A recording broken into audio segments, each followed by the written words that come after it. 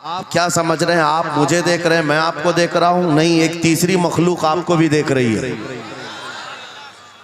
बेशक तीसरी मखलूक की नजर में आप भी हैं, हम भी हैं। वो बड़े गौर से इस पूरे मजमे को देख रहे हैं। बेशक आपका प्रेजेंटेशन ऐसा हो कि दुनिया पुकार कर कहे इसमें अब भी रसूलुल्लाह के सहाबा की और उनके गुलामों की खुशबू आया करती है। सुभान अल्लाह। आपके इस मजमे का वक़ार ये बताए कि यहाँ पर बैठे हुए लोग, यहाँ पर आए हुए लोग नबी पाक सल्लल्लाहु ताला अलैहि वसल्लम की गुलामी में आए हुए लोग हैं। बेशक मुसलसल मैं देख रहा हूँ काफ़ी देर से। नौजवानों, इस दुनिया की चकाचौंध तरक्की ने हमें बहुत सारी रूहानियत से महरूम कर दिया है। बेशक हमारे ये पाकीज़ा मजालिस ये मोबाइल के नज़र हो गए, ये कैमरों के नज़र हो गए। हर आदमी सेल्फी लेना चाहता है, हर आदमी फ़ोटो लेना चाहता है, हर आदमी वीडियो लेना चाहता है।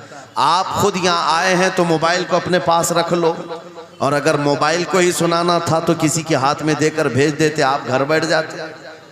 ये मजमा मोबाइलों के लिए नहीं है, आपके लिए है। बेशक बेशक आपके लिए है। आपका जहन और दिमाग हाजिर रहे यहाँ पर, बेशक। ये सोच करके कि मेरे मुस्तफ़ा की बातें सुनाई जाएंगी, क्या बात। कुरान की आयातें कुरान की आयत पढ़ी जाएंगी, हदीस रसूल का जिक्र होगा।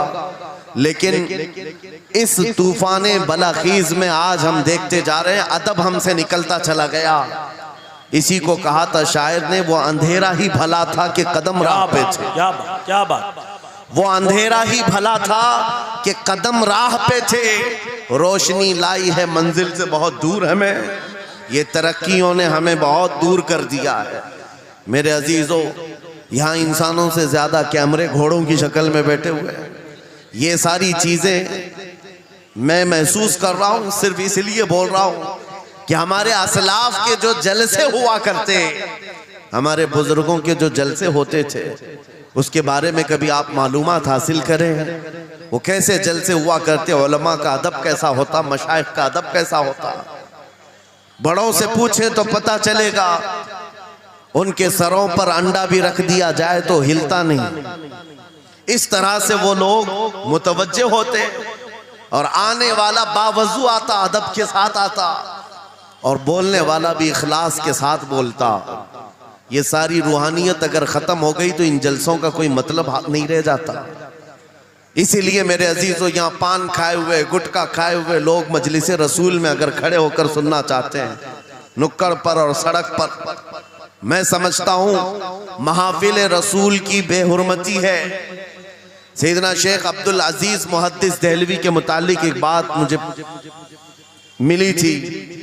आप हुक्का नोशी फरमा रहे थे, और इसी असना में आपको कहीं से मीलाद के पढ़ने की आवाज आई।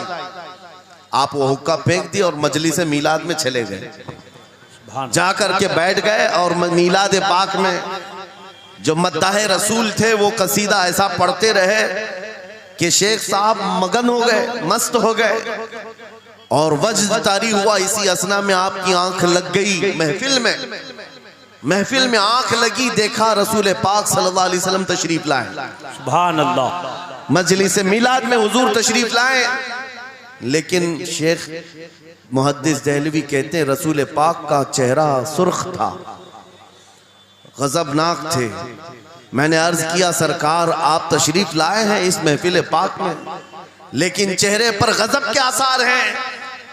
आप सल्लल्लाहु अलैहि वसल्लम ने फरमाया मुहद्दिस देहलवी से कि अब्दुल अजीज तुझे शर्म नहीं आती, उसी हुक्के के मुंह से मेरी महफिल में आ गया। अल्लाहु अकबर। मेरे अजीजों, नबी पाक सल्लल्लाहु ताला अलैहि वसल्लम की महफिल पाक का अदब नहीं करोगे, वो इश्क रसूल कहाँ से आएगा? यहाँ से क्या बोला जा रहा है, क्या पहुँचाया जा रहा है, उसकी तरफ तवज्जो होना ज़रूरी है। इसीलिए मैं आज बरमला इजहार करता हूँ कि आज मुझे प्रोग्रामों वाला एक मुकर्रिर बनाकर लोग हर जगह घुमा रहे हैं ताज़िया की तरह। मैंने ये देखा है, और इनमें मेरा कोई इंटरेस्ट और शौक नहीं था इन जलसों का। मैं मस्जिद में खिताब करना ज़्यादा पसंद करता कि वहाँ पाकीज़ा माहौल होता है, अदब से लोग बैठते हैं और सब बावजू हुआ करते हैं, और दिल में बात उतरती भी है।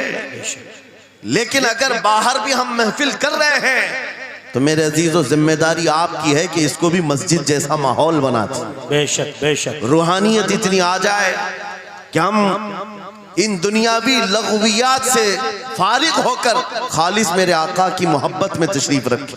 बेशक। बस ये चंद जुमले शुरू में मुझे अर्ज करने थे, इस्लाह के लिए मुझे खड़ा किया गया है।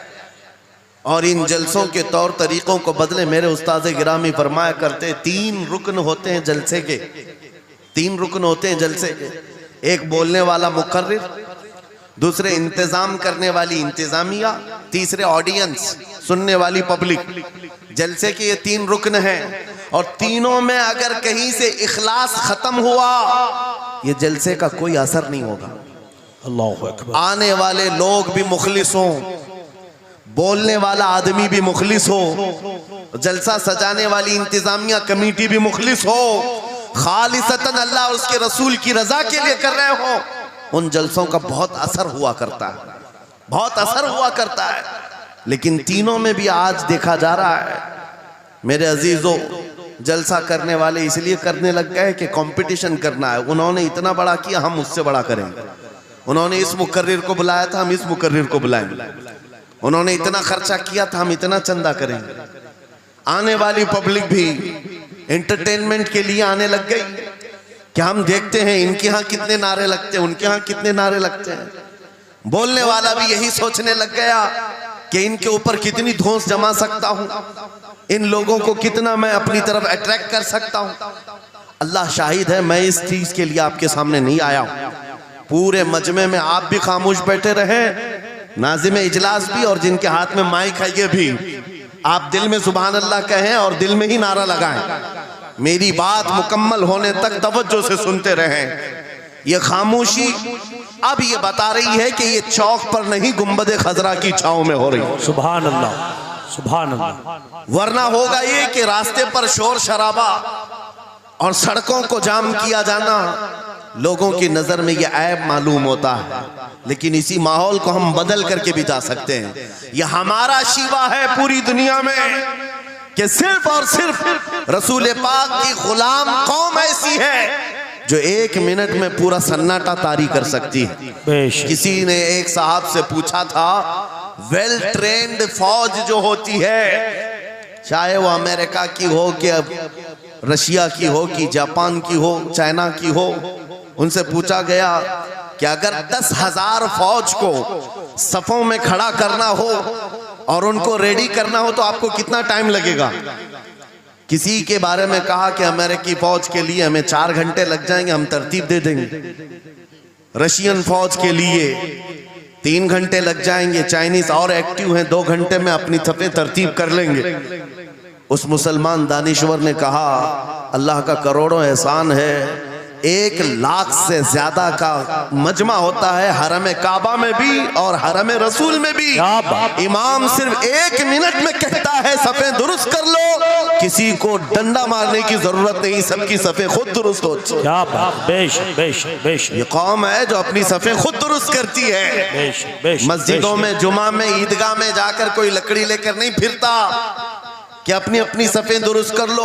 हर एक को इतना शऊर है कि अपनी सफ़ें कैसे दुरुस्त की जाती है। जब आपको अल्लाह ताला ने ये नेमत अता की है, मस्जिदों में सफ़ें दुरुस्त कर सकते हैं 1 मिनट के अंदर, ईदगाह में 1 मिनट में हमारी सब दुरुस्त हो सकती है। ऐ नौजवानों, दुनिया को ये बताओ, सिर्फ मस्जिद और ईदगाह नहीं, दुनिया के हर मैदान में हम अपनी सफ़ें दुरुस्त कर सकते हैं। सुभान अल्लाह, क्या हर मैदान में हमारी सब दुरुस्त हो सकती है। ये अल्लाह की तरफ से दी हुई बहुत बड़ी नेमत है। बस अब मजमा जो खामोश है और मुतवज्जे है, अब मेरी बात को आगे मैं बढ़ाता हूँ, तवज्जो से सुने। कुरानी उलूम के मुताल्लिक आपके सामने चंद बातें रखूंगा, इसलिए कि मुझे कहा गया बड़ा पढ़ा लिखा मजमा है और मुसलमान के लिए पढ़ा लिखा होना बहुत लाजिम है, इसलिए कि जिहालत इस्लाम का अपोजिट है। जिहालत इस्लाम का अपोजिट है।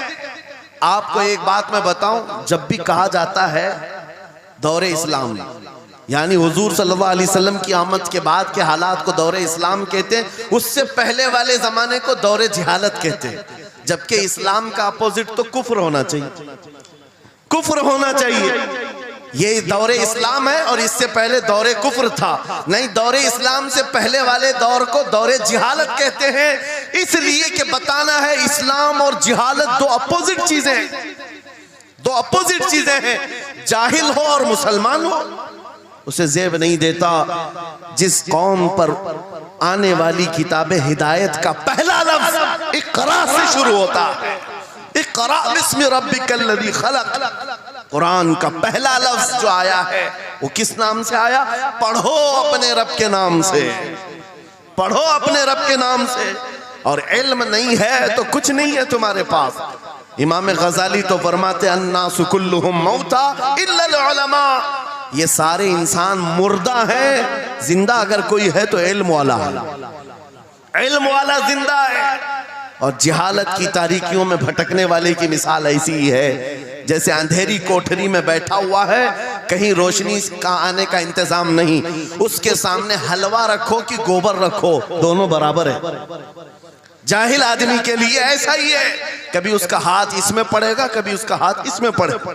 जब नजर नहीं आ रहा है तो हलवा को गोबर समझकर खा लेगा और कभी गोबर को हलवा समझ के खा लेगा, गलाजत उसके लिए बराबर हो जाएगी। लेकिन इल्म को कहा गया अल इल्मु नूरुन, इल्म रोशनी है। जिसके पास इल्म आता है वो तमीज सीख जाता है, उसके पास अखलाक आ जाते हैं, वो हलाल और हराम के फर्क को समझने लगता है, बुरे और अच्छे के दरमियान फर्क मालूम होने लगता है। इसीलिए मेरे अजीजों, मुझे बड़ा गर्व है और फख्र है, हमारी खानकाह से ये आवाज आती है आधी रोटी खाएंगे और बच्चों को पढ़ाएंगे। बेशक, क्यों? बेशक। उस अजीम खानकाह से ये आवाज दी गई, क्यों? सिर्फ इसलिए नहीं कि तुम बड़े होकर के डॉक्टर बनोगे, इंजीनियर बनोगे। लोगों की नजर में अब बात यही रह गई है, पढ़ा इसलिए जाता है कि डॉक्टर बनना, इंजीनियर बनना है और कमाना है, बहुत कमाना है।